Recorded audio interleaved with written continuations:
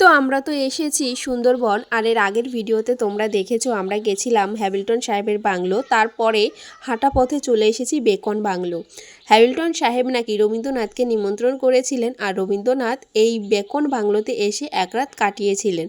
তো সেখানে আর কি এসেছি আমরা, তবে কিছুই নেই, শুধু এই ঘরটাই আছে। আর এমনি বাইরে দেখার মতো অনেক কিছুই আছে, বাচ্চাদের একটা পার্ক করা আছে, আর এখান দিয়ে কী সুন্দর আর কি বাউল শিল্পীদের আর কি মূর্তি বানানো আছে।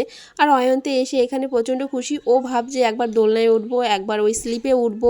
তো সেটাই আর কি। তারপর ওইখান থেকে চলে এসেছি সোজা বোর্ডে, আর বোর্ডে বসে বসে ভাবছি যেন বাঘ মামার দেখা পাই, কিন্তু ভাগ্যের বিষয় আমরা বাঘের দেখা পাইনি।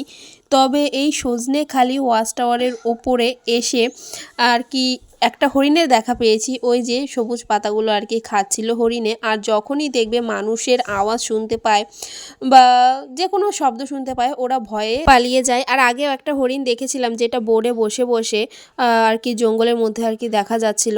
আর এদিকে দেখো অয়ন বলছে আমি আর হাঁটতে পারছি না, যেহেতু সিঁড়িটা অনেকটা উঁচুতে, সে কারণে ওর বাবা ঘাড়ের ওপর নিয়েছে ওকে। আর এই সিঁড়ি দিয়ে ওঠা নামা কি যে কষ্ট, তো কি বলবো। তো এখন চলে যাব আবার বোর্ডের কাছে।